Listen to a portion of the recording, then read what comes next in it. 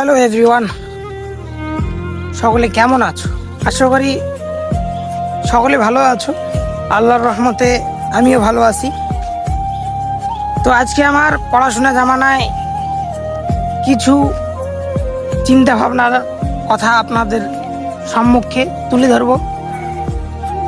কথাগুলো মনোযোগ সহকারে শ্রবণ করবে।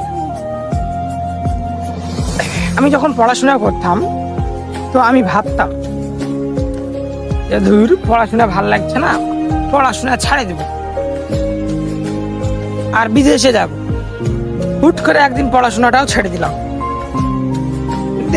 পড়াশোনা ছাড়ে দিলাম যখন, তো বাড়িতে যখন ছিলাম আমি ভাবতাম যে বিদেশে যাব, যে এটা করব ওটা করব, গাড়ি করব, বাড়ি করব, জমি করব, জায়গা করব, আরো বিভিন্ন ধরনের একটা ভাবনা চিন্তা রাখতাম মাথায়।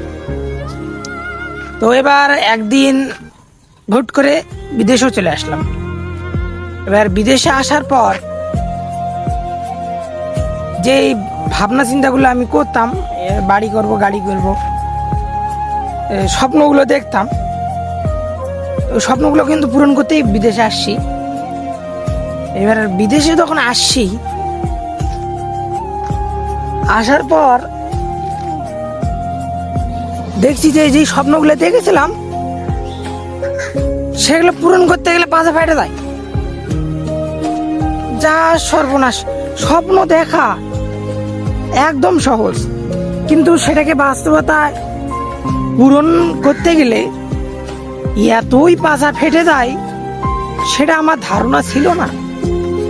এমন এমন দিন গেছে, যেটা প্যান্ট পরে থাকি, হাফ প্যান্ট বা ফুটের তলে যেটাকে বলা জাঙ্গিয়া, সেটা ফুটা হয়ে গেছে, সেটা কিনার টাকা নাই। বলি বন্ধু, স্বপ্ন দেখা সহজ, স্বপ্ন দেখো, আরো বেশি করে দেখো। স্বপ্ন দেখা একদম সহজ। তুমি স্বপ্ন দেখো আর বিদেশে আসো। তুমি বড় বড় ভাষণ তো দাও না, যে এটা করব, মোটর সাইকেল নিব, বাড়ি করব, গাড়ি করব, জমি নিব, জায়গা করব। আগে বিদেশে আসো, করে দেখাও।